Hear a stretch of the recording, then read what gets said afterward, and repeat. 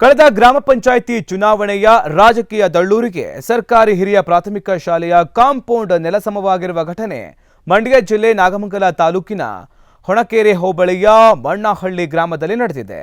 2014-15ನೇ ಸಾಲಿನ ನರೇಗಾ ಯೋಜನೆಯಡಿ 9.50 ಲಕ್ಷ ವೆಚ್ಚದಲ್ಲಿ ನಿರ್ಮಿಸಲಾಗಿದ್ದ ಕಾಂಪೌಂಡ್ ಅನ್ನು ಟ್ರ್ಯಾಕ್ಟರ್ ಮೂಲಕ ನೆಲಸಮ ಮಾಡಲಾಗಿದೆ ಎಂಬುದನ್ನು ಟ್ರ್ಯಾಕ್ಟರ್ ಚಕ್ರದ ಗುರುತು ಸಾಕ್ಷೀಕರಿಸ್ತಾ ಇವೆ.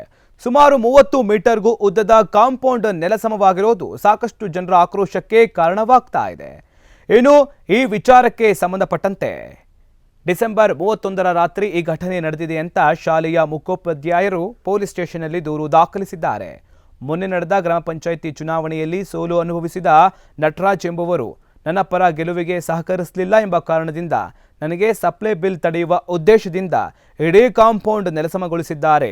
ಅವರ ವಿರುದ್ಧ ಪೊಲೀಸ್ ಸ್ಟೇಷನ್ನಲ್ಲಿ ದೂರು ಕೂಡ ದಾಖಲಿಸಿದ್ದೇನೆ ಅಂತ ಕಾಮಗಾರಿ ಮಾಡಿದ್ದ ಸ್ಥಳೀಯ ಗ್ರಾಮಸ್ಥರಾದ ನಾಗಭೂಷಣ್ ಹೇಳಿದ್ದಾರೆ.